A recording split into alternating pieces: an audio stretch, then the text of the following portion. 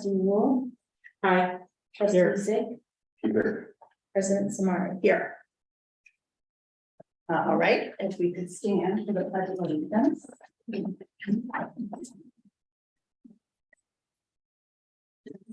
Flag of the United States of America and to the republic for which it stands, one nation, under God, indivisible, with liberty and justice for all. Thank you. All right. Our first item on the agenda is public comment. Do we have any public comment? No. Our second item is customer appeal of suspension. I'm hard of hearing, I'm sorry. Yes, So if I ask you to repeat it, sure. I'm President Samari. We're here for the Board of Trustees, so we are ready to take your appeal. okay. I've been coming to this library for about 20 years. And so I like, you have a very good newspaper section and magazine section, so I read those. The issue is on January the 6th, May the 6th, I was accused of a incident. Let me tell you about that incident.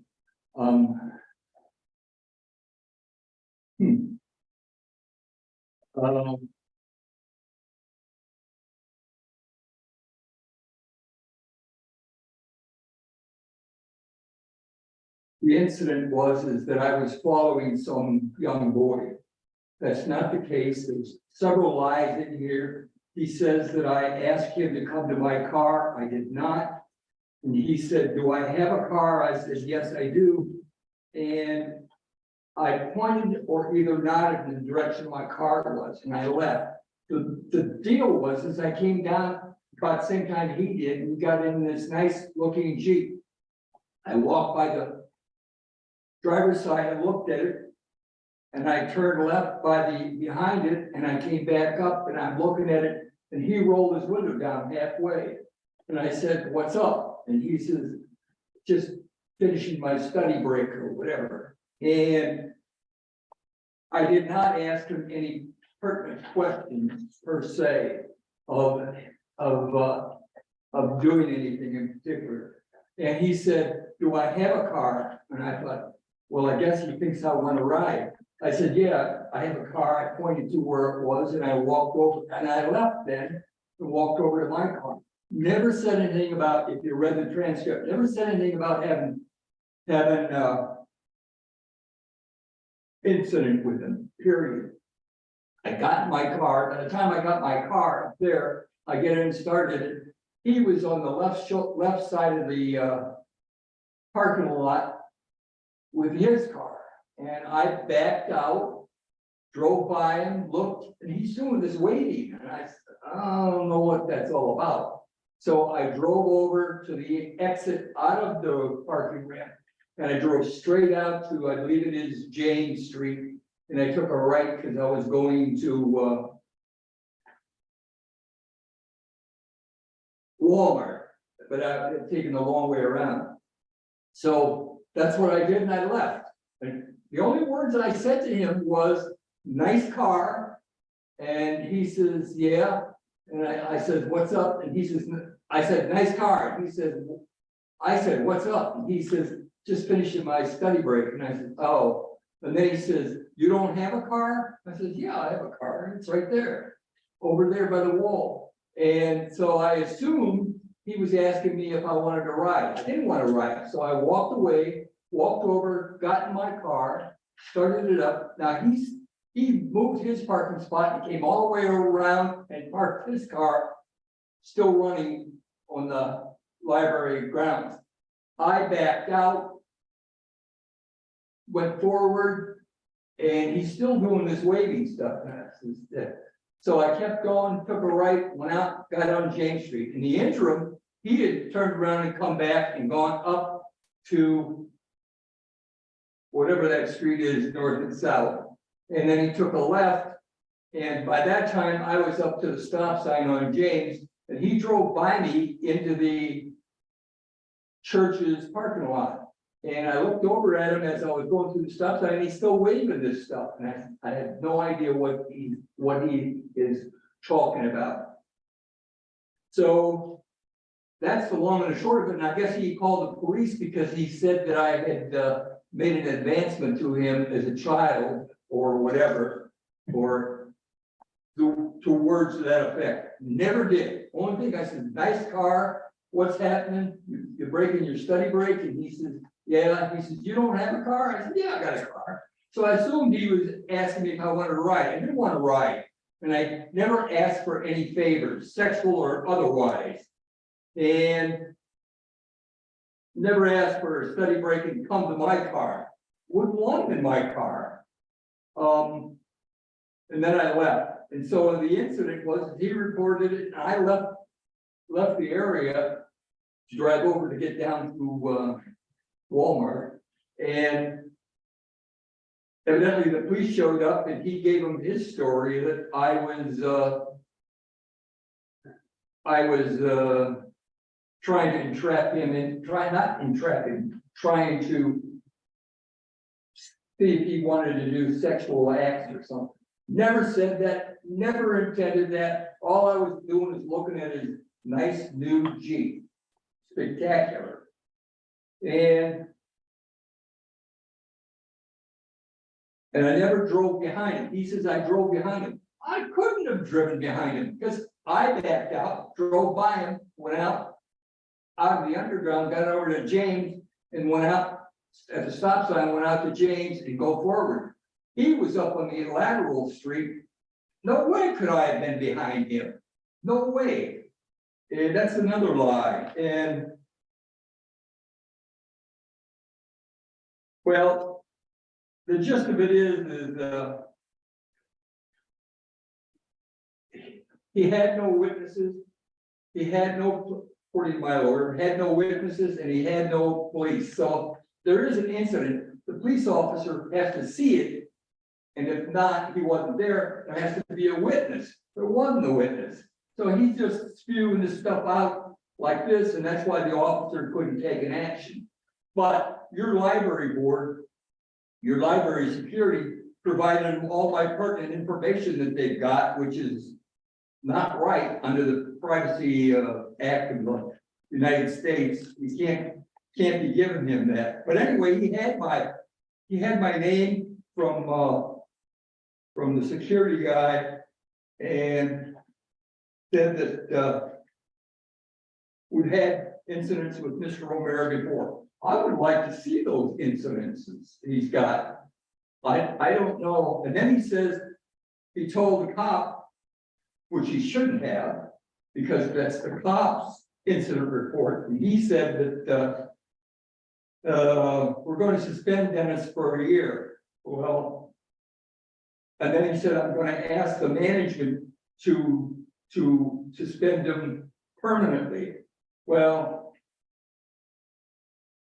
I don't think the cop doesn't have a witness, and the cop didn't witness the scene, and I don't have a witness.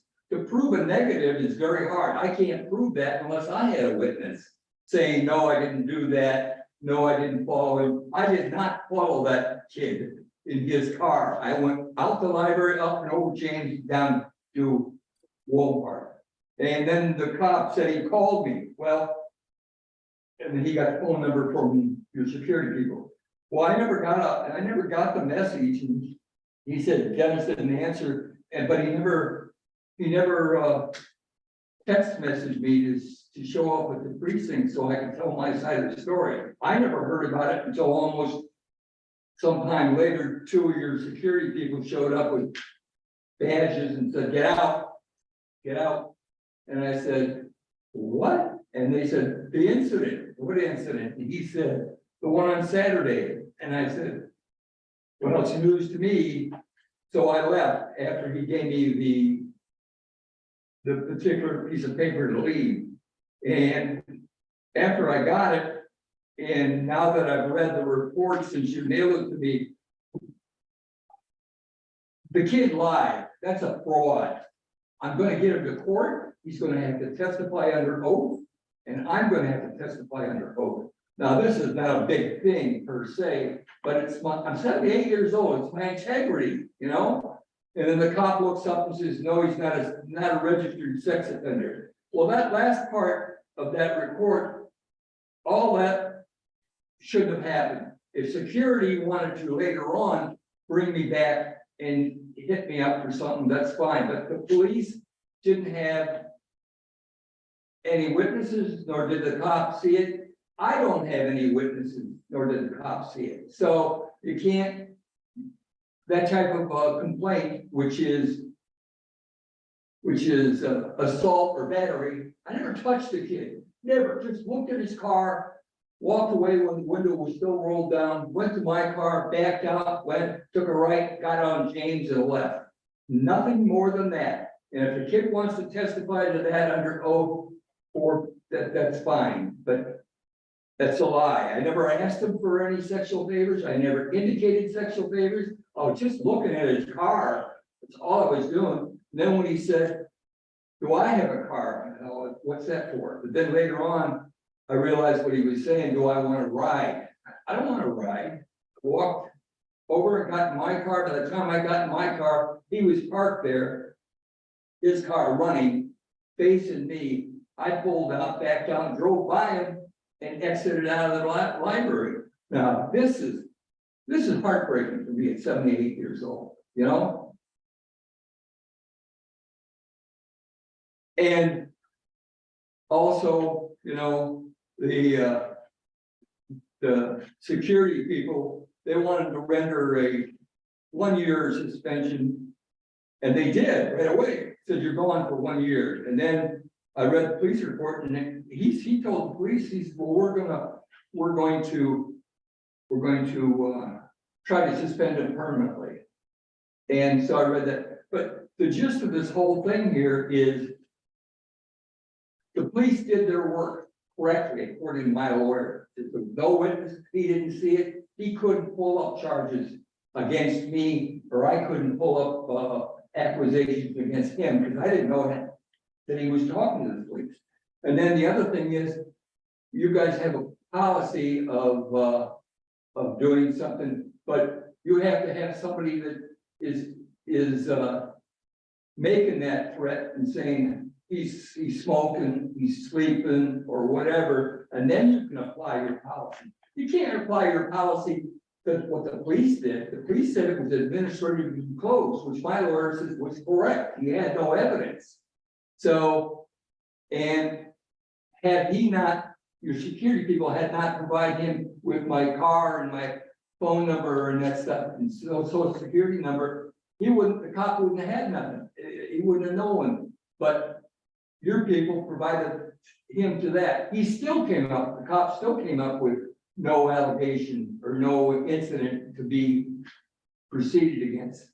And then, so that's the incident. And then your people come back and they say, oh, well, we're gonna do a policy change against O'Mara for those same issues. That's like double shot. I mean, you know, and then I gotta fight that one too, which is why I'm here today. The court one, I'll do the court one. But no, I'm 78 years old. I don't need to be playing these boys games that they're playing out there. You know, that he wants to stick me with an assault or battery charge. Never happened. Assault is when you, for lack of a better explanation, assault is like if you spit in somebody's face. Battery is if you grab a hold and touch them and do something. I did neither. And the incident that the cop reported on verifies that I did neither incident. He's just saying, this is what the complaint reads, and the complainant says that I asked him to come to my car. I didn't ask him to come to my car. If I were to ask him to come to my car, there would have been much more to this incident than there was, but I didn't ask him. I didn't even say goodbye. I just left when he said, you got a car? And I said, yeah, it's over there. And I left. So,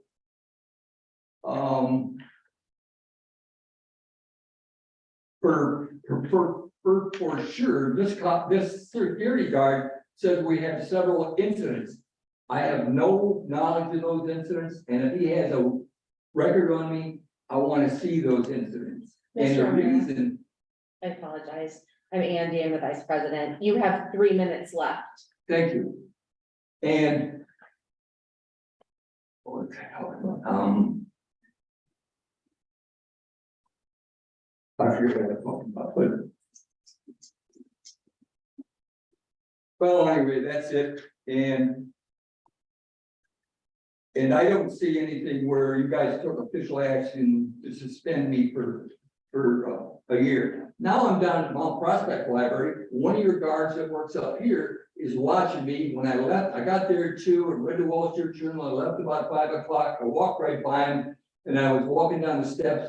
And then I said, well, I better use the facility before I'm out gone. So I went into the restroom on the first floor and came back out. He's standing up there on the second balcony watching me. And so I looked and I turned to the right and I said, well, whatever turns him on. I left and I said, no, I want to go back. And as soon as I looked up at him, he ran away. So I don't need all libraries, up and against me. And as far as I don't want to come to your library anymore. If there is other incident, I want to see them and I want to know why they were never given to me. But that's just food for thought. That's about it. I might have missed something, but there's no way that I wanted to interact with him one way or other. I was looking at his Jeep, nice Jeep, brand new, nice wash job. And I walked down this side, looked at it, went around back, looked at it, went up there. And then by that time I got up there, he rolled his window halfway down. And I said, what's up? And he says, oh, I just finished my study break. Or, yeah, whatever. I forget the words. But I never, ever asked him to come to my car. He asked me if I had a car. I said, yes, over there. Thank you. Thank you. Thank you very much for sharing your perspective. So we don't vote at these committee meetings. We vote at our board meetings. The next board meeting is 2 weeks from tomorrow. So that's June 20th. And we will take it under advisement and we will vote at that meeting. And then we will let you know our decision in writing. And the way that we sent you the invitation to come today, registered mail. So we knew that you got it. On June 20th is when you're gonna vote. The next, yes, So I should expect some kind of decision after that? after June 20th, correct? Okay. Well, anyway, I like your library, but I don't need all these, he's got other accusations. I'll get them. I'll either get them from you guys or I'll get them through a Freedom of Information Act, because you can't keep something in the library that I don't know about, that it's about me. And you're one young guy. He looked, that's a couple of years ago. He was so interested in kowtowing me that he took my license plate down, sent it into the state of Illinois, and because he doesn't know what my library card number is or name, and then he got all that information. Well, thank you for coming. I appreciate Well, I it. appreciate it, and I appreciate a chance, but do what you may. I know you will, but no, these are lies, and that boy should not be allowed to lie. If he wants to lie under oath, go ahead, take him. But I'm not going to sit still for him saying, I asked him to come to my car and I followed him. No way, Cry, I followed him. I wasn't behind him. Thank you very much for coming. All right, We need to thank move you, on people. for the. Oh, thank you. All right, the next item on our agenda is the Maker Place window replacement project. Okay, so we have a project scheduled and budgeted for Gary. Gary. Or turn off your speakers. We're gonna not go over it. Okay, so this is a project for the Makerspace. This replaces some of the older and more damaged windows We budgeted $50,000 for this in 2023. Gary is joining us via satellite to talk about this. So Gary, I will turn it over to you. Okay, thank you. When we did the construction project at Maker Place, the windows were not included.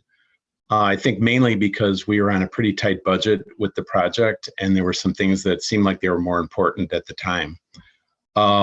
Since then, we've realized that the windows are not in the greatest shape over there.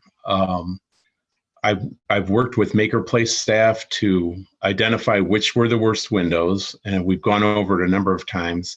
The fabrication room is definitely bad. Even some of the sashes are broken. The windows are steamed up. The manager's office is really bad, and as well as the first floor washroom. And the way we're going to bid this out, we're going to make those windows are going to be the base bid. And we're pretty comfortable that that is a good base bid. We did some pricing last year just to get a feel of the market and everything. So our strategy is to make those the base bid, and then we're going to add some other windows, which are in the kitchen and Flex 2 as add alternates for each window.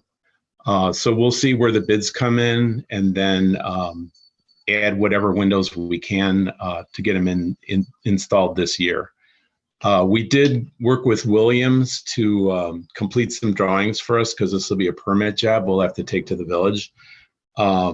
And they also specified windows that they thought would be appropriate for our building. So it's pretty straightforward. It's replacing windows. Unfortunately, windows are very expensive, as I found in some of the pre-pricing. But I guess, do you have any questions on the project? Right.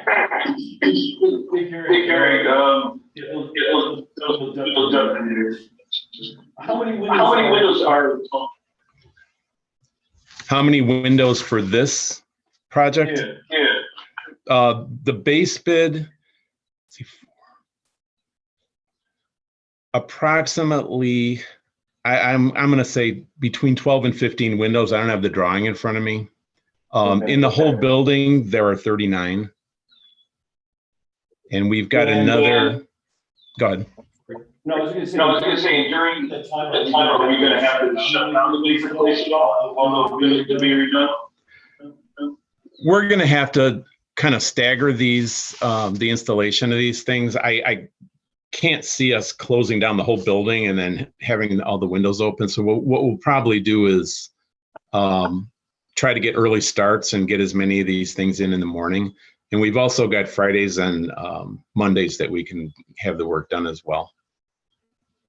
Okay, all right, thank you. You're welcome. Are these windows going to be energy efficient? Yes, they're definitely energy efficient, and we need that with the Maker Place, because a lot of the walls are they're blocked. They're not a lot of insulation in the sidewall. So anything we can gain through the windows will be a lot better off. I would imagine imagine that being involved in. Do you have a sense of what kind of cost savings we could have if we?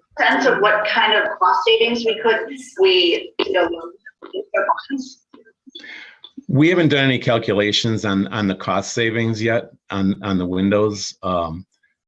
I do know, after talking with Andy from Williams, they did specify windows that were energy efficient, and certainly the ones we have in the Maker Place now are not.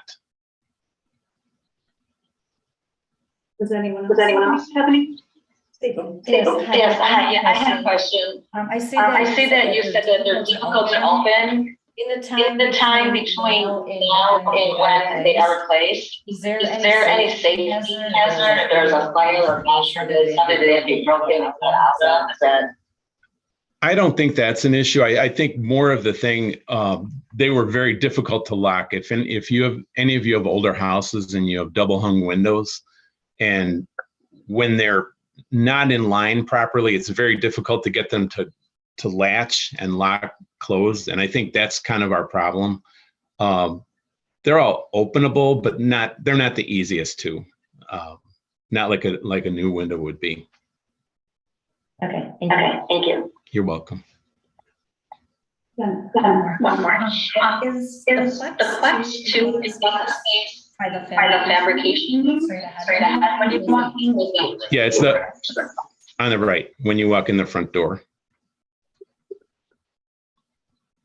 Just to Get, get, except one start in IT. in ideally.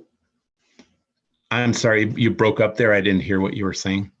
I'm just I'm just wondering, well, construction, like assuming things before, we get the bids out, pick the pick the company, When are what are we ideally trying to have this for serving? You still broke up the last part there. I'm sorry. Gary, I'm gonna. mute you. Okay. Just 'cause we're- Okay. So the question is, what is the construction schedule, basically, if they approve it? So we're bringing this to the July board meeting for approval. So the bids will come in July 7th. Right, We'll make a decision, come in. The lead time on the windows is 6 to 7 weeks. Is that right, Gary? Just give me a thumbs up. Yeah, okay. And then after that, then they'll start putting them in. that's So what I was trying to figure out, like, I could see the bid opening and like consideration of the vote and all that, I just like, what's, are we doing this in November by the time we get the windows, that's what I was trying to figure out. probably early fall. Thank you.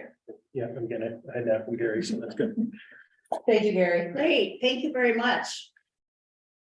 Thanks, Gary. All right. Revisions to human resource policy, emergency clothing. Okay, so we have 3 HR policies tonight that we are bringing forth. And as I mentioned at previous meetings, the Human Resources Department is going through all of our HR policies and making changes and making sure they're consistent and, verifying things. Tonight, we're bringing 3 that have minimal, if any, changes to them, more so to get them in front of the board, just so you have the opportunity to look at them. We try to cycle policies in front of you so you can review them. These in particular had either a financial impact or service-related impact. And so therefore we felt that these were important to bring to you. So Lisa Hack is joining us also via remote access. And so she is going to talk about these. So first one we're talking about, Lisa, is emergency closing. So take it away. Okay, so I gather I have to mute myself so that horrible echo doesn't happen when everybody in that room starts talking. Is that correct? I think you're okay. You're okay. Okay. So I'm okay, but Gary wasn't. Sorry, Gary. Okay. You're using earbuds. Yeah, probably. Oh, maybe that could be. All right. Well, first of all, hi, everybody. Good to see you all. Thanks for letting me hop in remotely. Appreciate it very much. As Mike said, and as we talked about last month, we're rolling through the policies. I really very much appreciate your support to say, hey, only bring us the ones you think we need to see. We've thus far been able to get 15 policies updated, just kind of the little cleanup sort of stuff that we talked about last month. These 3 are ones that, like Mike said, either because of an operational or a financial impact, just want to put in front of you. Make sure you see them, see if you have any questions about them. Emergency closings, I just had a couple language changes, but really the biggest thing is I want to know, well, Mike and I want to know, are you still comfortable with this as the procedure for emergency closings? We've used it a couple of times, typically weather, right? Like when in the winter, we've had a couple times over the last couple years where we've closed the building because of weather, or we've opened late because of severe weather overnight or in the early morning hours. So that's the biggest thing we use that one for. And I don't know if you want to take these one at a time or if you want me to kind of lump all 3 of them together. Why don't we take them one at a time? Sure. So that's really, so unless you have any specific questions about the emergency closing, yeah, my biggest question to you is just, are you comfortable with it where it still is with, or do you want to revisit it and have some conversation about it? Questions, Greg? So the only changes that I'm seeing in here are, as you said, are just the words, going full-time and part-time and just making it staff and then changing his or her to there. That's the only thing we've redlined here. But are you asking about the schedule, the first 2 days of emergency closure, regardless of whether employee worked or not, that we're gonna pay it essentially? Correct.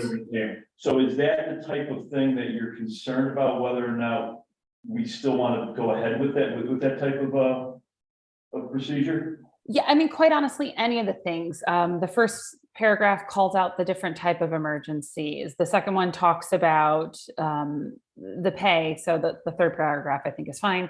But yeah, just making sure you're still, since we're updating the policy anyway, do you want to make any other changes to it beyond those simple basic ones that Mike and I are recommending? So I guess then the question would be, do you have anything that you want to add to that? I do not. I think it's good. In fact, all three that we're going to be talking about today, I think they're good as is. I don't have any recommended changes. Just want to make sure you all feel the same way. Yeah, I mean, because I'm fine with it. Yeah. The way it is. I think it's very fair. It's generous, but at the same time, people are expecting to work, so I think it's fair to pay them. If there's a closing. Yes. I think it may be worth a discussion.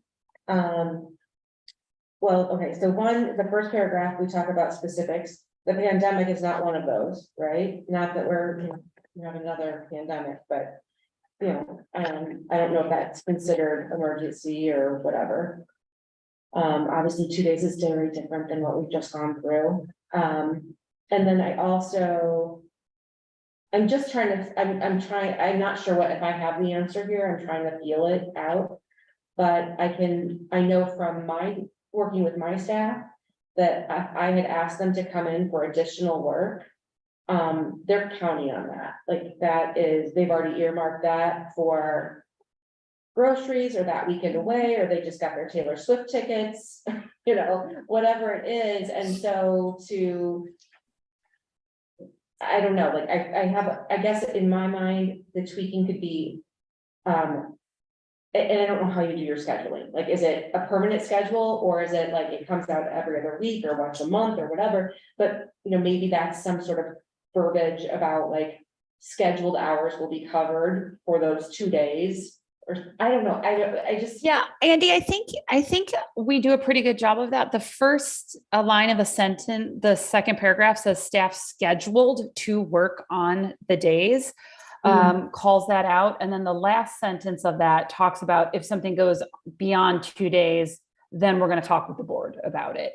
And it does actually, I think twice in that first sentence mention scheduled hours. So we do, because you're right, not everybody is Monday through Friday. Some people have rotating schedules, some people have set schedules. So it really does pertain to what happens on that day of that incident. So then to your point, that the last paragraph, it says if additional work hours have been authorized for special projects on the day. Oh, okay. So that's what I'm talking about. Like, Okay, if I'm I sorry. ask my staff, we're gonna do this project, we're gonna clean out the back storage room or whatever, and then we have a snow day. I mean, I realize, that's what I'm questioning. Well, and Like, those are scheduled hours, they set aside their time. but those are scheduled hours. They are scheduled, but here it says that it's extra hours and it's not their normal schedule. So that's where I'm So, getting Right. confused. I'm not sure if additional work hours are authorized. What would an example of that be? Like, we're having an event at Maker Place, and so I get what overtime would be like, so it's a night event, and so you'll be working 12 hours that day, so for the final 4 hours, we'll pay you time and a half. That I understand. But what would additional work hours for special projects? Does that Yeah. mean? Great question. So it's pretty rare, to be honest with you. We generally, our staff shift their hours. So if I'm going to work, so FanCon would be a great example where somebody may volunteer to work FanCon. That's a special event, right? Sometimes they're going to work their regular schedule during the week and then just pick up that extra shift to come in and on Sunday and work FanCon. A lot of times they're going to shift their hours elsewhere and say, because I'm working on Sunday for FanCon, I'm not going to work on another day. We very rarely have additional hours, but that would be the kind of situation where we would have an additional hour situation. And then in this policy, would you consider those covered or not? I would consider that scheduled work hours because they had been scheduled to do it. Mike, would you agree with that? I mean, to me, an additional work hours is maybe someone who was just going to hang out longer to help out, maybe because somebody called in or something like that. But if they were scheduled in any way, shape, or form, I would consider that a scheduled day. Yeah, I would agree. So that makes me question if additional work hours have been authorized, which in my mind means you've been scheduled for them. They're not gonna be, like, it's not concise. It's showing that those hours will be canceled and not paid. So I just would ask to tighten it up. Sarah? Yeah, I see your point, trustee Rule. The one thought I have just to pause is that in an event like FanCon, that might be rescheduled. So then we're thinking about double paying and, again, I do, if that's considered a scheduled work hour, yes, we want, I mean, if that falls into that category, then that needs to be honored. I just would take a pause before automatically shifting everything into the covered consideration, because my understanding of this policy is that those additional hours are, we're in an emergency. So we're going to pause everything, it stops, and then we'll resume when the emergency has been declared over, meaning that we continue business as usual and then reschedule what has been. So that's just my only consideration is like these events. So I don't know, again, putting that in there. No, of course. I'm actually gonna agree with both of you. And I'll take back my earlier statement that I'm fine with this, because actually, I think that makes sense, Lisa, that other one's a little vague. I think the easy solution to this, and it's the one that we always kind of punt to, but it makes sense, is that we give the executive director the ability to kind of evaluate the situation and determine whether or not it's something that we're gonna be paid. We're gonna be paid for, because I understand any way that you're saying, if they've already been told that they're gonna work those additional 2, 3, 4 hours, they've been scheduled. So technically they can point to that being scheduled. But you're also right, that you're paying for one day, and it's just gonna be rescheduled, and they get, it's like we're double paying on those things. So, and as watching over the dollars, we have to be cognizant of that. So I think if you just throw in there a simple statement that says, somehow determined by the executive director, for me, I think that just kind of tightens it up. No, I think that makes sense, and that is consistent with how we use some other policies. So I would be fine with making that change to the final sentence. Mike, are you comfortable with that? Yeah, I think that makes sense, because a lot of times we take this stuff on a case-by-case basis, and every situation is different. Yes, and I'm not trying to belabor the point, and I do believe that we also need to be fiscally responsible. So obviously, if we are rescheduling a program and we're gonna end up paying for the same hours, there is that balance. I'm just saying that we need to clarify for the staff what is considered scheduled and authorized and what they will be paid for. And it's not so much that they should or shouldn't, they just need to know, right? They just need to have a very clear cut, because it causes a lot of resentments when they're like, hey, I thought this was happening, it didn't happen that way, you pointed at policy, but they don't read it the same way. I just think we need to I think that the confusion for me, and I know that my staff would balk at it, if I came to them with this, they would be like, well, you authorized me to come, you should pay me. So I don't know what the legality of it is, but I just think that it's a little too open for interpretation, and I just wouldn't want us to get in a situation where we did or didn't pay for somebody, or Jen came and she was scheduled, but Sarah came and she was only authorized, but I'm paying Jen and I'm not, obviously that would not hopefully happen, but just so that it's concise. Right, and I guess my question about that last paragraph is overtime rates. I would be fine. Hey, you know, if someone is scheduled and we're not doing the Maker Place event to pay them, but I don't know that if they've already worked a full week, that they should get overtime pay. And I also agree with that, and I don't know what the legality of it is, but maybe if it is decided that everyone gets paid. Like I have this with, when people go out, and their time off puts them into overtime. They get paid straight time, they're not gonna make overtime because they also took vacation that week. Right? Right. So- Used their days so- or whatever, so maybe it's a possibility that there is an overtime rate, but if we're deciding that we're paying everybody, then it's straight time. So the Department of Labor calls it overtime if you have over 40 hours of worked time. So if you have 8 hours of vacation in there, that you're absolutely right. You may have 48 hours on your paycheck, but only 40 of them were work, 8 was a vacation. So that does not count as overtime pay. That's how the Department of Labor defines it. So yes, that's correct. And that's what we follow as well. Yeah, I'm good with that. Yeah, we'll certainly make those tweaks then and have them ready for you at the board meeting in 2 weeks. Great. Thanks, Lisa, I'm sorry to meet you over Yeah, the panel. next. No, it's fine. It's fine. That's why we're doing this. Exactly. Okay, next up then is the retirement award. Lisa, do you want to talk through that one? Yeah, so retirement award, I have no recommended changes. Again, just want to put it in front of you for review and discussion. The way the policy is written now is staff who retire from the library, so not just quit and leave, but officially retire via, following all the IMRF provisions, have the option to receive a lifetime Arlington Heights Memorial Library resident card or $500 monetary award. And over the last 5 years, so 2018 through 2022, we've had 18 retirees. And of those, I'm sorry. Wait, did I get that right?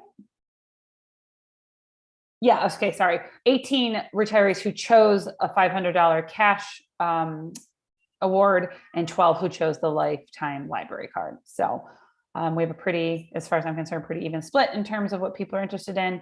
I think it's a really nice thing to offer our retirees. I have no recommended changes, just want to know your thoughts and perspectives. Any comments? Yes.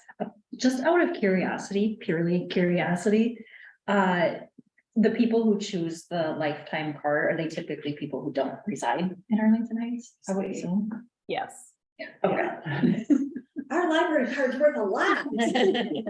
Yeah, a lot of them are, live in, Mount Prospect, Palatine, very, right next door. So that's why they want to be able to keep coming here.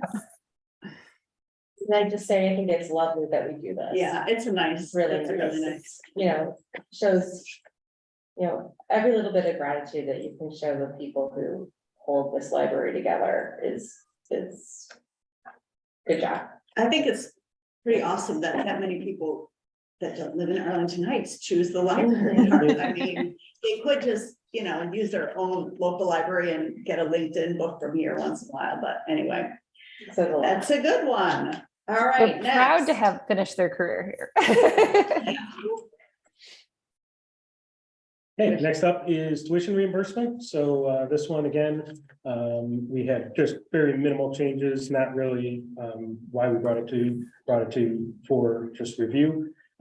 Lisa did give us the previous or reimbursement amounts over the last few years since 2019. So you can see 2019, 2020 were strong. It's tapering down. 2023, we have 2 staff members that are enrolled but did not take spring classes, but they may take classes in the second half of the year. So Lisa, do you want to speak to anything else on this? Yeah, as you can see, I just made very minor tweaks. Again, nothing significant. I think overall as the policy stands, it's great. This is such an amazing benefit that staff who utilize it appreciate so much. I know in the end of 2018, right as I was coming on board, this got changed. I know our tuition reimbursement amount used to be significantly lower. And as you can see by the summary I wrote in the memo, many staff have been able to take advantage of this tuition reimbursement. It's been great.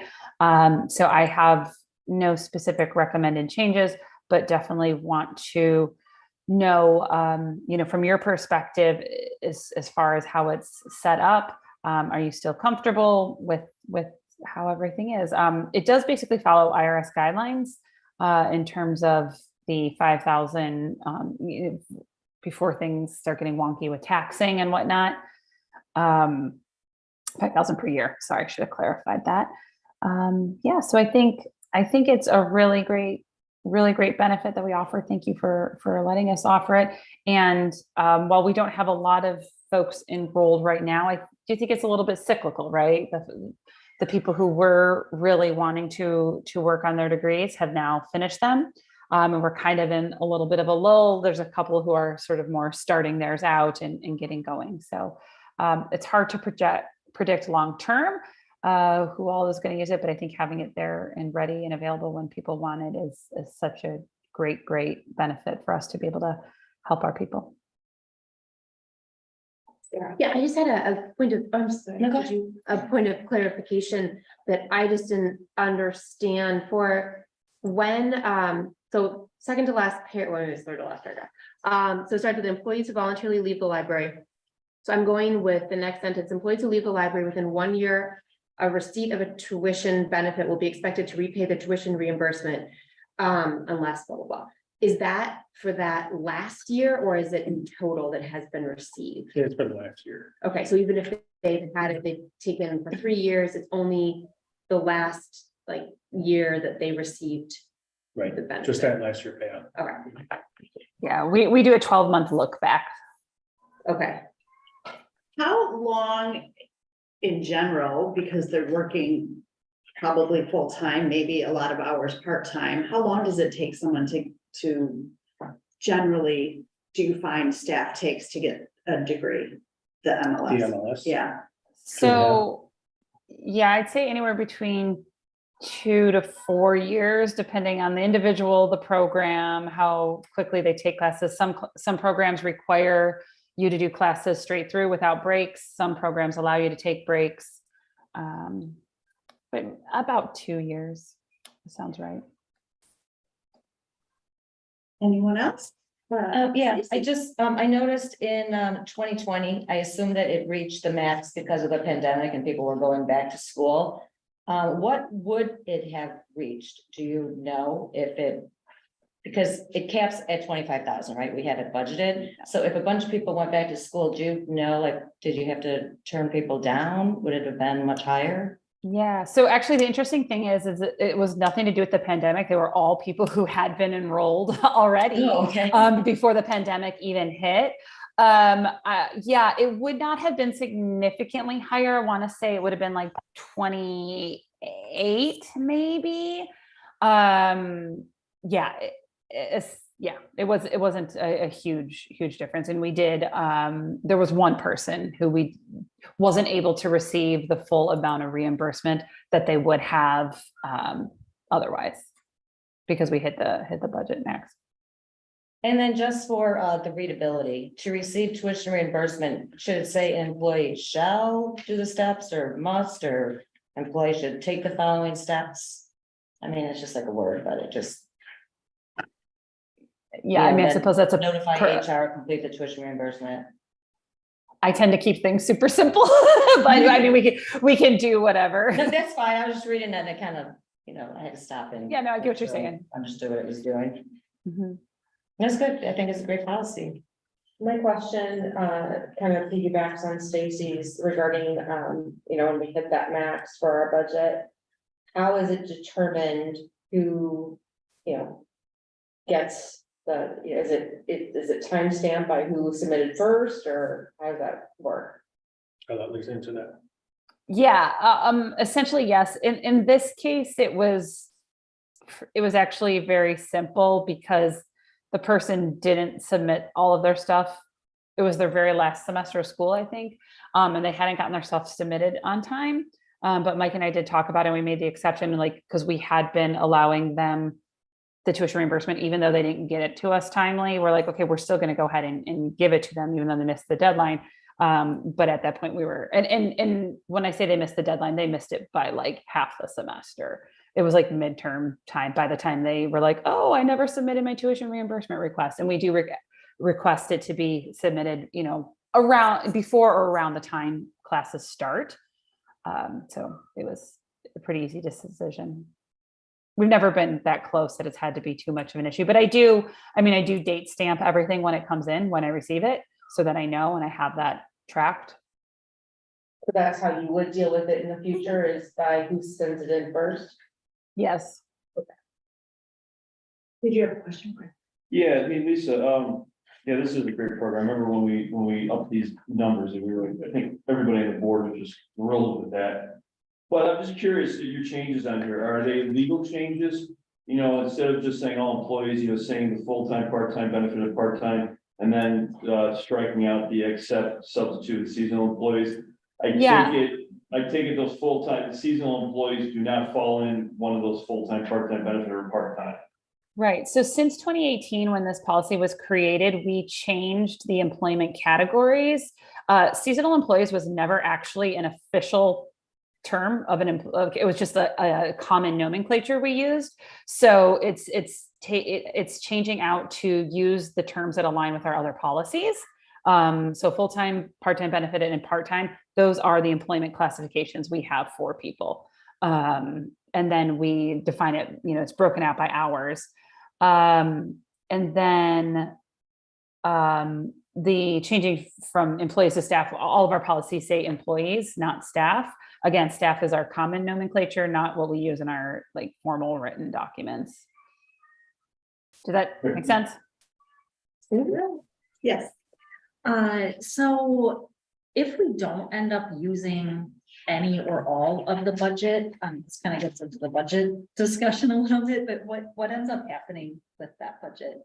It just get absorbed into other. That, you know, at the end of the year when even throughout every month, you see the favorable variance. Mhm. So it would just be, we're under budget in that line. Okay. Kind of shift things from. Yep. Okay. Looks good. I have one more question. Is this a point of differentiation between us and some of our, some libraries that are close to us size-wise or area-wise, or is this more standard policy in the library world? Lisa, do you want to speak to that? Do you know? I can't answer that question. I don't actually know. You know, I haven't had any formal conversation with my peers about this particular topic. I do have my monthly meeting with them on Wednesday of this week, though, so maybe I'll bring that up to talk with them about. I'm just curious. I know there are others that offer it in various capacities. Like, we're definitely not the only ones who offer tuition reimbursement. I don't know specifics of what other library tuition reimbursement policies look like. I don't know that much detail. Yes, and Carol might have some good information to provide us on that. Where's Carol when we need her? Yeah. I mean, not that Mike couldn't too, but just, you know, just a perspective from her library. And then my other question is, it was revised in 2018. And is that when we changed the dollar amounts? Is that, okay. That's my understanding. Mike and Greg and whoever else was around in 2018 would have to confirm, but that, because this actually happened literally like as I was starting my very first board meeting ever, this got approved. So I think that was the case, if I remember correctly. Yep, they were changed. My other question is a budget question to be tabled and talked about later, but it's been 5 years and maybe it's worth looking at those numbers again. Just maybe this is enough, but inflation has hit everything. And so I just want to make sure that I want to make sure it's still being utilized and I don't know if we have wiggle room or anything, but if we can support and bring on great staff, it's always a good thing. So. Thank All you. right, Appreciate that. thank you. Thank you so much. Thank you, Excellent. Lisa. Bye, everybody. Bye. Right. Right, Kids World. Okay, so just wanted to bring you guys another update on Kids World. This is really nothing new, but I wanted to just have the opportunity to have another discussion about it. The project is out to bid. It is coming back the end of this week. And we will be bringing those results to our June board meeting. So we'll have all solid numbers there and the board can review, kind of how those numbers came in, but just to kind of go through the details on the project once again. This year we have budgeted $699,253 for this project, which part of that is carried over from the previous year for the first phase of the project. The bid packet consists of general trades, flooring, painting, plumbing, HVAC, and electrical. The bid process is being handled by Shales McNutt, our general contractor, who we've used a number of times before. Attached to the memo is a memo from Williams Architects. Unfortunately, Williams staff could not be here tonight, but they did want to provide a memo just kind of outlining some of the things that are contained within the project. Probably the biggest thing or the most important thing is the base bid versus the alternate bid items. So in the first page of their memo, let's see, it states. Okay, so the priority is in that under project scope, the last sentence in there, staff has identified the restroom, wellness room, Lindsay room sinks, interactive zone, and new entrance as the highest priorities for the project. And all of those will be included in our base bid. So that's what our base cost is going to be. Then we have alternate items that are on the next couple pages. And alternate bid item number 1 is the study rooms within the hub space. So this will add 2 dedicated study rooms within the existing hub. They will be, as you walk into the hub, directly to the right. So right now there's a large open space directly to the right, next to a large HVAC wall or something, whatever you want to call it.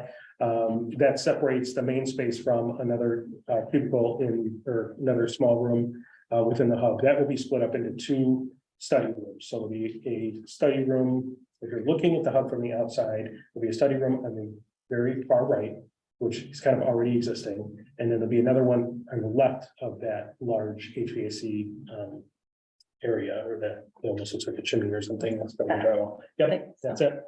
And so, so those will be added to the glass walls, so you can see in both from within the hub and from outside. Then alternate bid number 2 is to create alcoves within the interactive zone. So if you look at the image there on the left side on that green wall, those indented alcoves into that kind of interactive area with the features. So that's just a nice architectural element. Then the last one is a new drinking fountain with a bottle filler that would match the ones that we currently have on the main floor by the adult restrooms and on the second floor, and replace the tile in that location. So those are the alternates. We did go for the Live and Learn grant. Unfortunately, there were a lot of people that went for the Live and Learn grant, and since we had received it a couple of years ago, we were lower priority, so we were not eligible to receive it this time, unfortunately. So we did not get that grant. We are looking to possibly go for that grant again, maybe next year or the following year when we redo the second floor restrooms, and we would probably be finished the Kids World restrooms, the lobby, and the elevators all at the same time with matching tile and stuff. At that point, we would probably go for it again, and we would be eligible. And then as far as schedule goes, as I mentioned, we'll be bringing this back to the June board meeting for approval.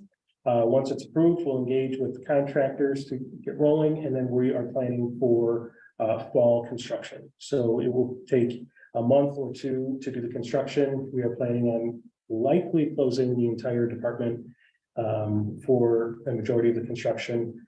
Any time that we can make areas available for the public, of course we will. If the department is closed, we'll have staff there that can run and get items, and we'll still have story times and stuff like that. So some of that will be figured out as we phase the project with SMC, so we have a more clear understanding of what the impact's going to be, as far as service goes. So that's kind of where we're at with it. Just kind of want to give you guys an update and answer any questions that you have going into it. Yeah. When it says the library staff is going to repaint the entire space, is that the maintenance engineers, building Yes, engineers? that's our facility staff, exactly. Okay. Yeah, and they do a great job painting. Okay. They do a lot of paint work around here and they do 100%. Trustee Barra. It's okay.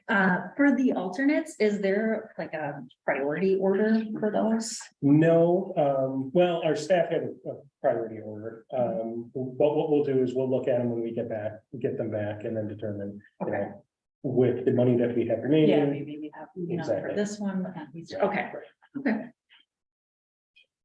That was my question too. I have one other question. I just don't know the acronym or what is FFE stand for? Oh, it is. I want to say furniture is maybe. one of those. Okay. Where are you seeing it? Oh, It's on the last page in the budget. Last page. In the budget. that makes sense. Right, last page. Yeah. You don't know that one, do you? Yeah. Okay. Preliminary budget page. Yeah, I'm sorry, I don't know Yeah. that one off the top of my head, but you know what, I will, we'll define that one for when we bring it back. Okay, to the- perfect. Thank you. Looks good. It's really gonna happen. Getting close now. Yeah, and I think it'll be really helpful for us to know how long we think, you know, if we do close the department, how long that would be down. Hopefully not too long. All right. Very good. Oh, now our favorite financial report. We're ready for you. Seriously, if it looks fun to do. I spread out. Welcome. I do. Thank you.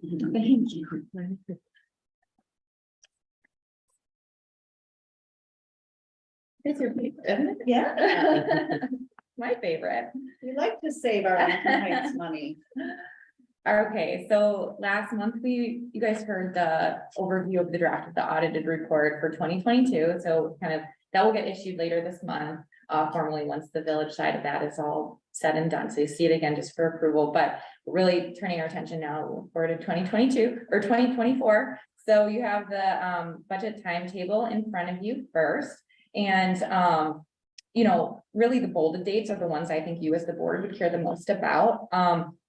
So that's why those pop out a little bit more, but really very, very minor changes to last year. The non-bolded dates are all of our internal dates that we work with our, you know, management team to hit in order to get those key board materials to you. So the first bolded date is actually tonight. So we'll go over the budget targets in just a little bit. And then we'll bring them back to you for approval at the June board meeting. Then there's a bunch of those internal deadlines, and then you wouldn't see the draft of the first consolidated budget until the September committee of the whole meeting.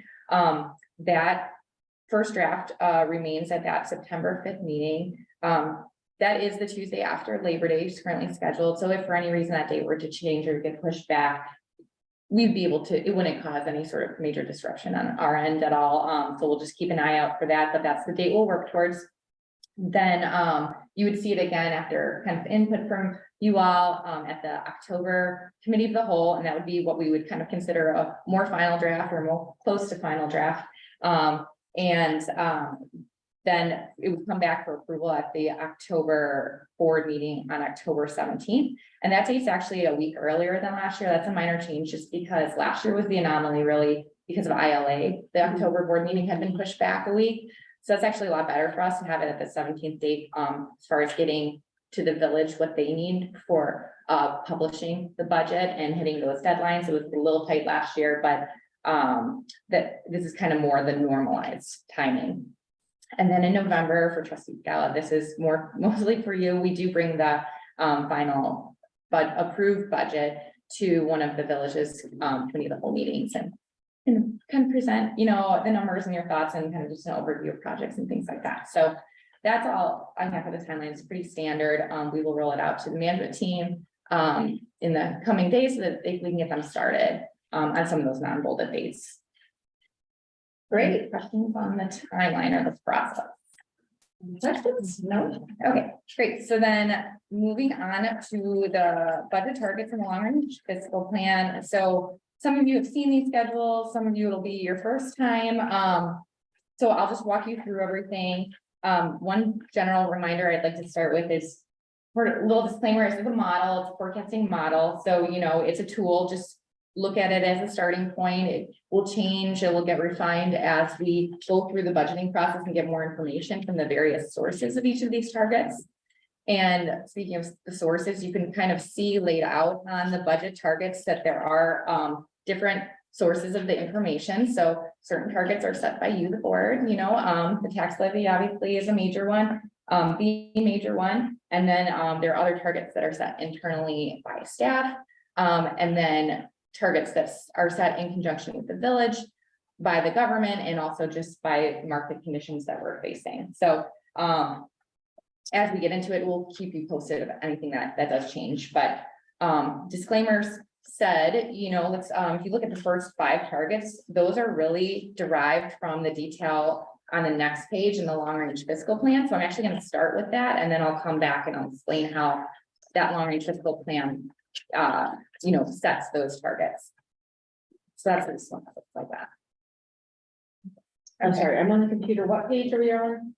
Be the last page. Should look like this. No, it would be the third page. Right, the highlight, yeah. Page 2 on the computer. Start with general fund? Yes. Thank you. Yep. And so, like you said, it does show the general fund, shows both of our funds. So we have a general fund and a capital projects fund.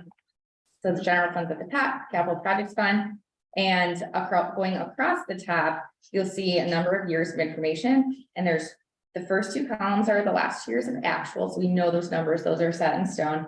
And then there's 6 years of estimated data.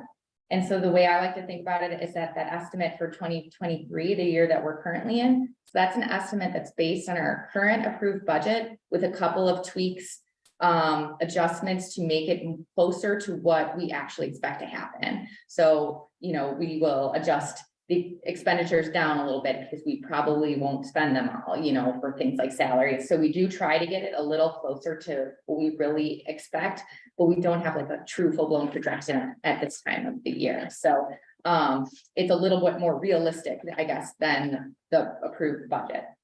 But then those next years from 2024 out through 2028, each of those is also an estimate, but instead of being based on budget, because there is not one for those yet, it's based on assumptions. And those assumptions are listed at the top of the page and then also at the bottom of the page.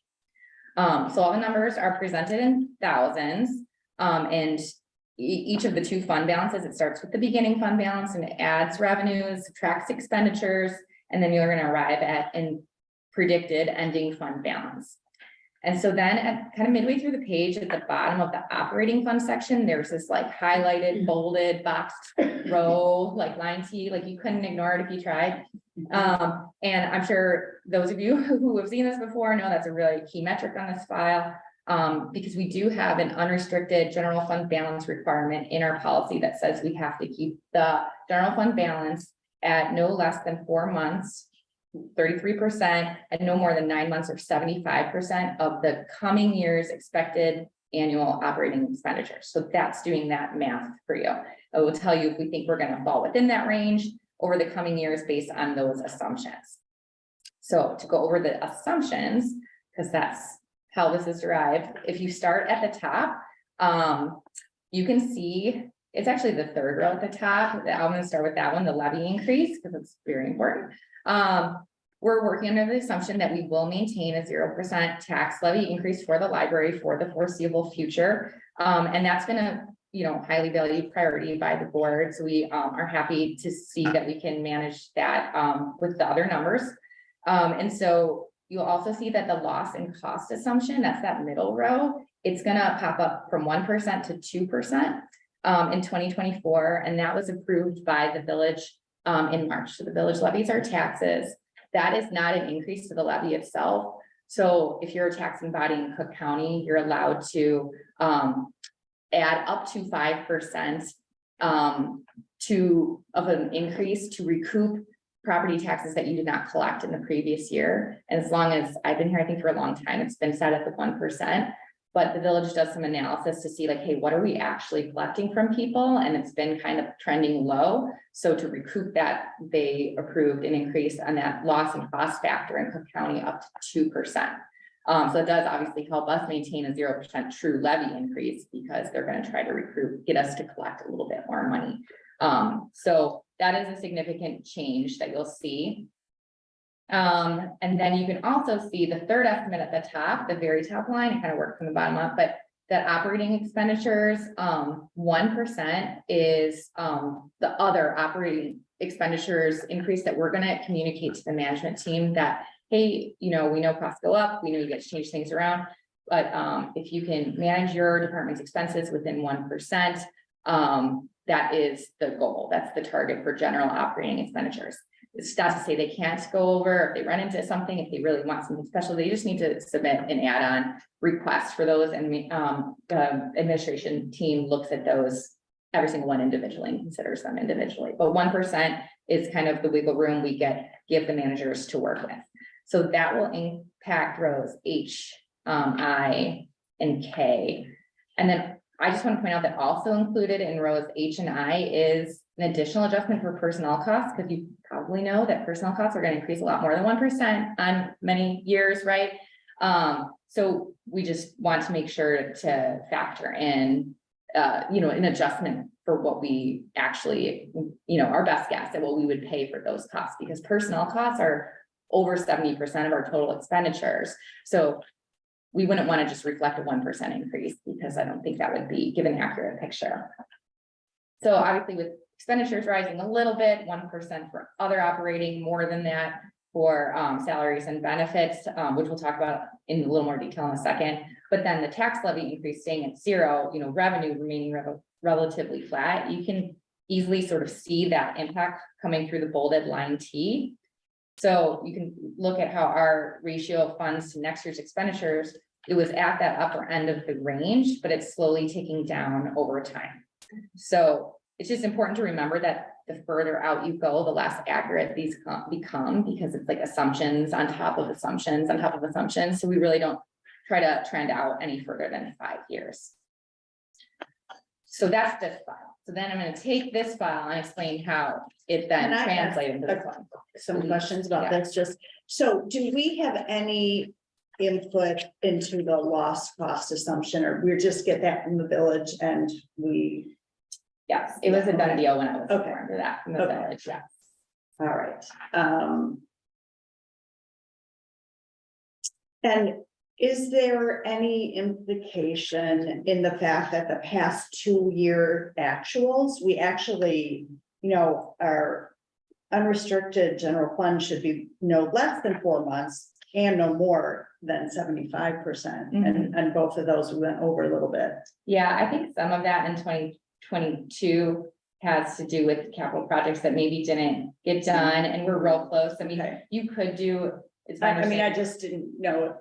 Yeah, and I would say actually for that year, I looked at that too. So if you look at row R, that's technically the unrestricted. I want to look at our policy. I actually think it's the unrestricted portion of the fund balance that needs to stay within that range. You see the unrestricted is. I didn't mess with the file or the format, but the restricted portion of the fund balance is just the part of it that's set aside for future things like like the retiree money and things like that. So it's not spendable money. So that's why there's I think we're okay because that 72 is under we do have capital projects plan. The alternative, if you were over, I believe what you have to do is then move money into the capital. Exactly. So that's what we did if we kept seeing that higher and higher. Although I don't necessarily think that, I think something else you might want to consider in the future is potentially increasing the higher end of that limit, just with everything we saw with Cook County and like the delay in the property taxes. You might feel a little bit more comfortable having more than 75% in certain cases or not capping it there.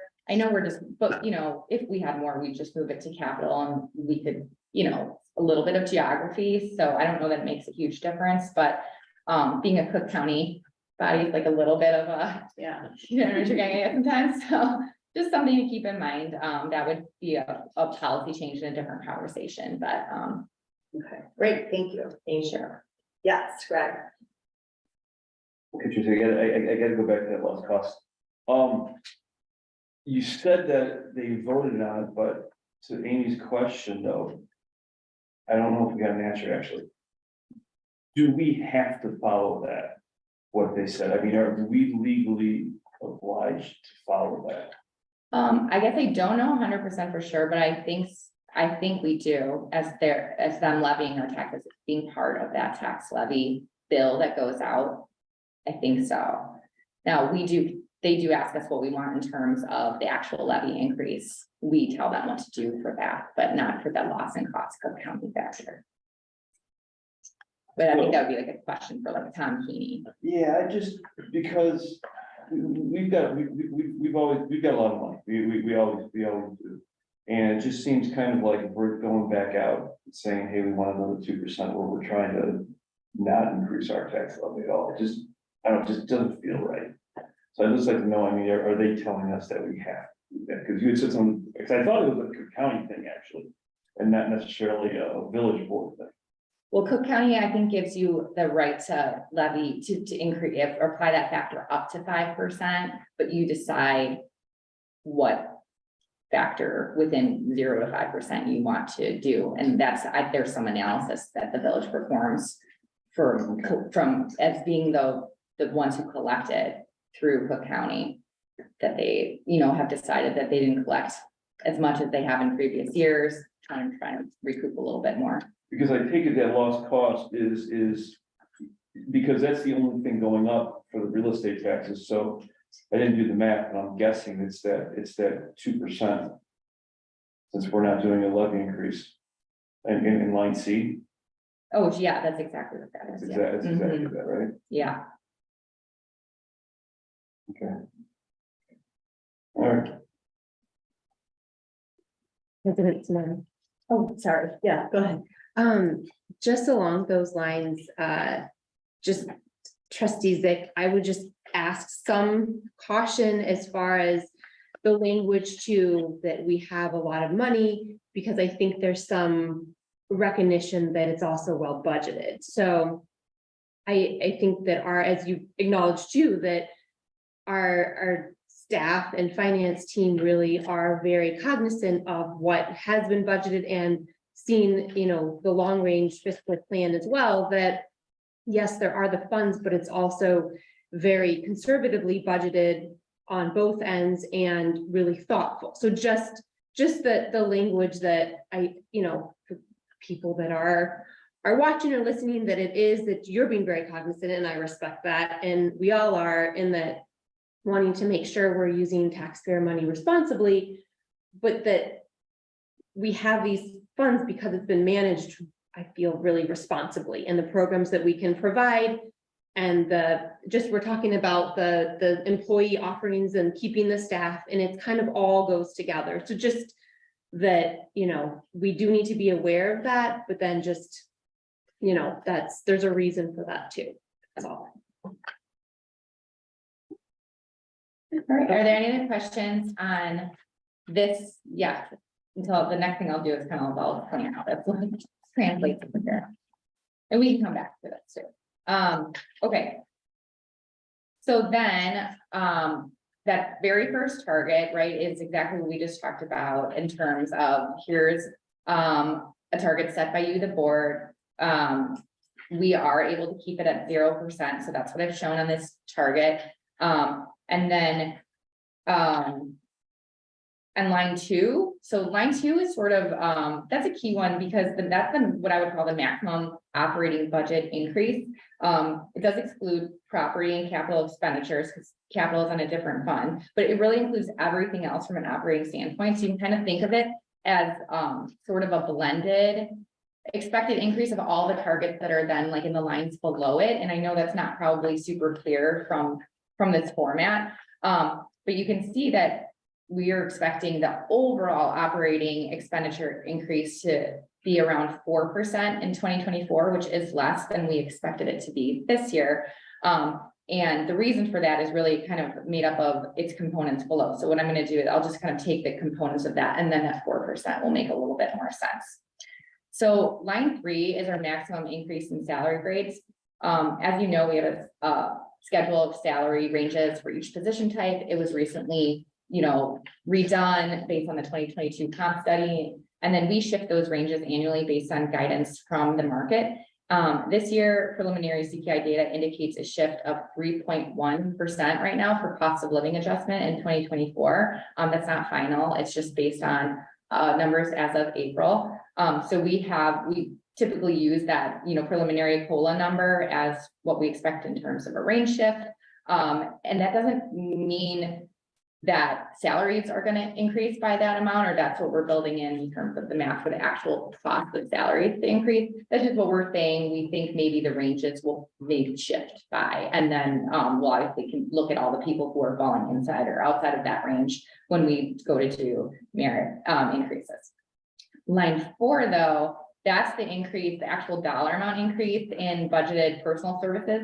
So that is for the actual cost for salaries, as well as benefits. So that would include things like the employer's share of IMRF, medical insurance, and things like that. So you can see how that number runs higher than the standard 1%. Like we were saying, personal services costs are going to end up costing us more than that standard 1%. And that's why it drives up our overall in line 2. It's a lot closer to that 4.9%. We think, salaries and benefits, which are 73% of our total expenditures, we think those are going to go up 4.9%. And that's like, 3/4 of our expenditures. The rest of them are only going to go up 1%, but obviously that overall number is going to be a lot closer to the 4.9 than it is to the 1%. So that's kind of why overall we expected 4%. Does that make sense? Kind of, okay. So then line 5, we kind of talked about already. That's that 1% for other operating. Line 6 through 8. So these targets are set in conjunction with the village. So that includes that employer share of medical insurance. So we just had some meetings with our provider, and they preliminarily gave us an estimate of 10.3% in terms of a premium increase. They do hope to get that down to even below 8% increase when all is said and done. But right now, that's the best figure we have for purposes of the targets. And then it also, that number 7 is the fee that we pay to the village via intergovernmental agreement to perform certain services for us. So that could increase up to 3% annually. We'll get that final number from the village later in the budgeting process, but I wouldn't expect it to increase any more than 3%. Lines 9 and 10. So those are just the FICA tax rates for Social Security and Medicare. They've been those percentages forever. Don't expect them to change next year. And then finally, line 11 is our expected LIRA insurance premiums increase. And the reason we pull out some of these is because, again, similar to personnel costs, we expect those to be a different increase than just that 1%. You're right. This is baked in right now. We have an assumption of 20%. The insurance market right now is in a hard market. There's all these conditions that make rates go up. Inflation is a big factor. We put 20% in as a placeholder and then reached out to LIRA. We did hear back from them actually this morning, and they confirmed all the market conditions, same situation. But they said a 15% increase would be sufficient, for conservative budgeting. So I will update that in time for the board meeting to reflect more of a 15% increase. And then typically we come in under that. I think they're always a little conservative on what they give us at this time of year anyway. It's a huge jump. So, yeah, inflation's a big driver of that, they've said, and there's catastrophic storms continuing that causes different claims, reinsurance rates are up, and investment income, which would sometimes offset that, is not as strong as it could be. So how often do we, well, first of all, for health insurance, is that something that the village dictates what we use? we're actively involved in those conversations, like Lisa and our team, and I sit in on those, and yeah, we meet with them a few times a year, so we have input there. have you ever had the discussion about, for a staff member that doesn't take insurance because perhaps their partner has insurance, health insurance? Offering an incentive for people to do that? I think there is one. No, there's not. We have talked about it. I think that would be really helpful to have that discussion, because I think we could save some money there. Maybe I'm wrong, but a lot of companies do that, and I think that might be a good option. And then how often, I mean, I don't know, those insurance costs seem really high. Like, do we have any, when's the last time we've like looked at different liability insurance? Well, Or is it through? I'll let you speak to that question. I'll just, before you do, I was just gonna say that we also budgeted for 20% increase last year at their directive, and we came in with like a 0% increase, because they were all excited that, you know, they had renegotiated. It was nothing to do with the market. It's not like the market suddenly got great and our rates were better. They had just renegotiated with, you know, our providers, and were, you know, able to negotiate better rates, but. Yeah, but we have shopped it Yeah, quite a few times, Okay. and it's yeah. been I the mean, best deal. we have a lot of Yeah. questions, anyone else? I can just really quickly jump back over to the long range fiscal plan just for the capital side of things.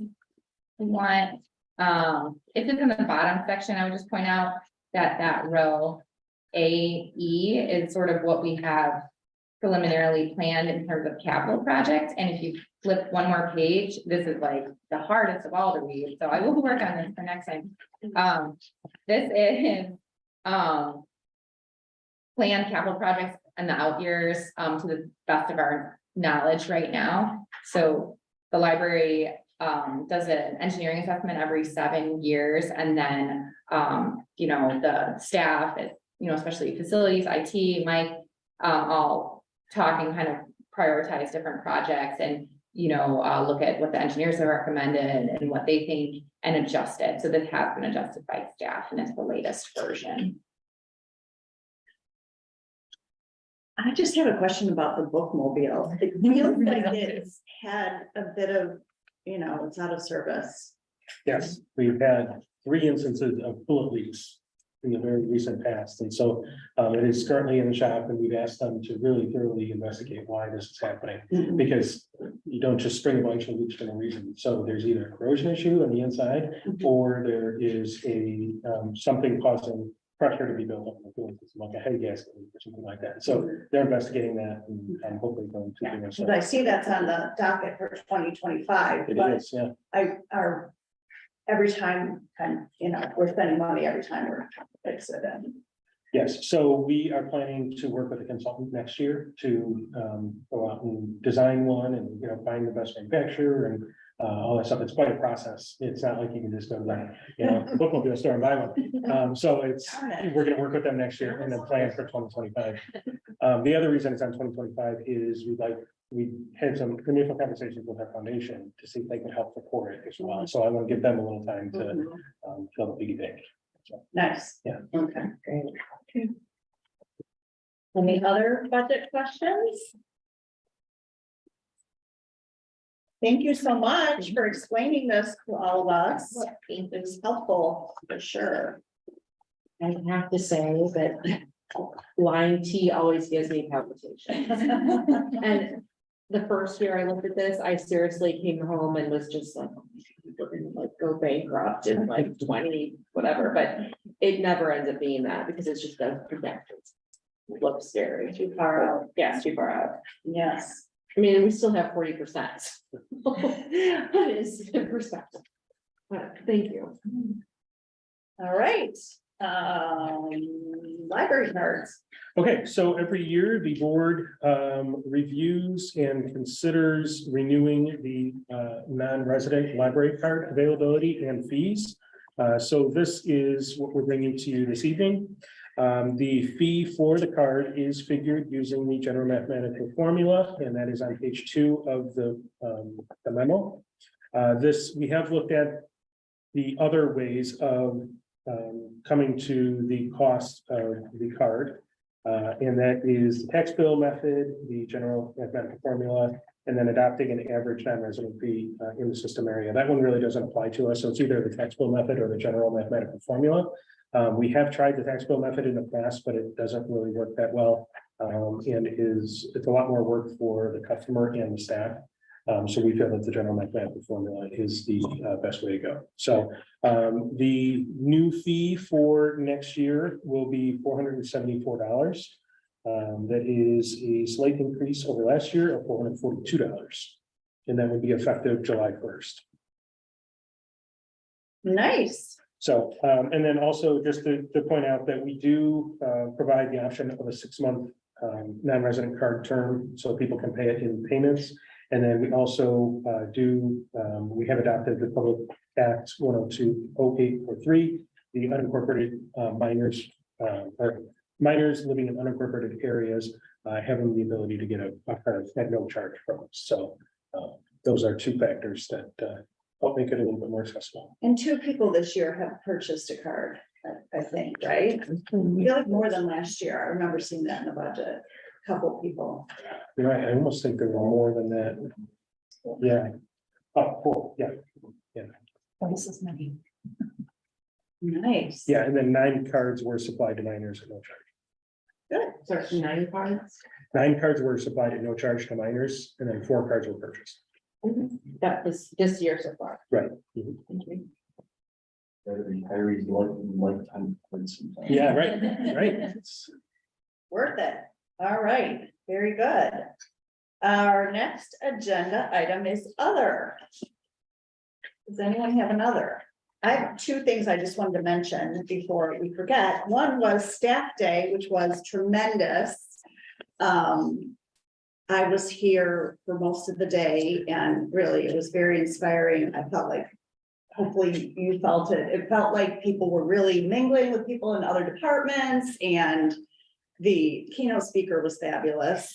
But the sessions were great. And, you know, I thought it just, everyone did a really nice job. But one thing that was so fun was there was a video, well, funny, the Dutton Street Players did a really funny video, very cute. Is it online? If anyone wants to watch It that? is not on, No. no, we have it available for the staff. Yeah, it's really cute. And then, in fact, I didn't even know one of the guys, I hadn't seen him. I thought he was an actor. The older gentleman. But the other thing was Mike's presentation was great. There were, you know, giveaways and a really nice slideshow of people that have been here for a long time with like what the library was doing 35 years ago with pictures, and you had to guess who it was based on, you know, some trivia about them. It was really well done. So kudos to you and the staff. You guys did a great job. And I think it really showed. And I heard that people stayed and, you know, at the social part of it pretty late. So that's great. Thank you. We had a lot of staff working on it. It's a big day to put together. Yeah. So thanks to all the staff. Yeah, that tremendous. helped us. And lucky us that you can just walk to Metropolis. Yeah, it's great. That was really nice. The other thing is the Memorial Day Parade. Trustee Zick and Trustee Kelly and I passed out programs for the Memorial Day event at the park, and Mike and his and some staff also videoed the whole parade. It was really, if you're in town and haven't been to that, the ceremony at Memorial Park, it really is impactful. I thought, based on our population now, 800 boys would have died during World War II. Arlington Heights lost a lot of young men. That really struck with me, and they had some terrific speakers, so that was great. All right, I think that is it. So I will entertain a motion to go into closed session. I so move, that the Board of Library Trustees go into closed session in accordance with 5 ILCS 120/2C1 to review executive director's performance goals, and 11 to discuss possible litigation. Thank you.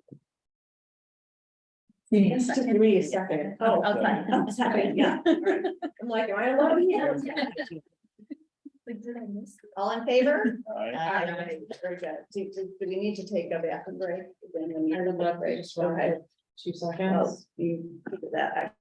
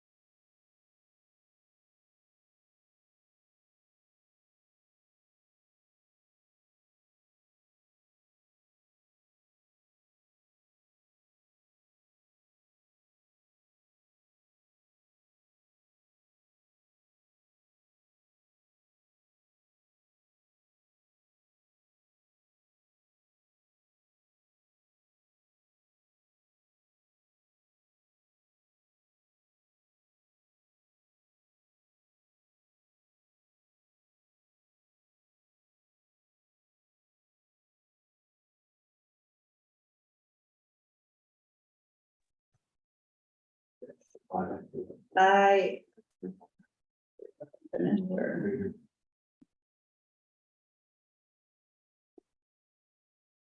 have a motion to move back into open session? I make a motion to move back into open session. Seconded. All in favor? Aye. Opposed? None? Sure. All right, we are back in open session. We do not have any other agenda items. So I will hear a motion to close the meeting. We have to review this, and we have to vote on approving the closed session minutes first. Oh, okay. So let us finish this up and we'll Okay. pass it around and then we'll. Thank you. I did our names in the middle of this because I didn't hit, I thought turning it on was there and not here, so, but then, so I made us do our names.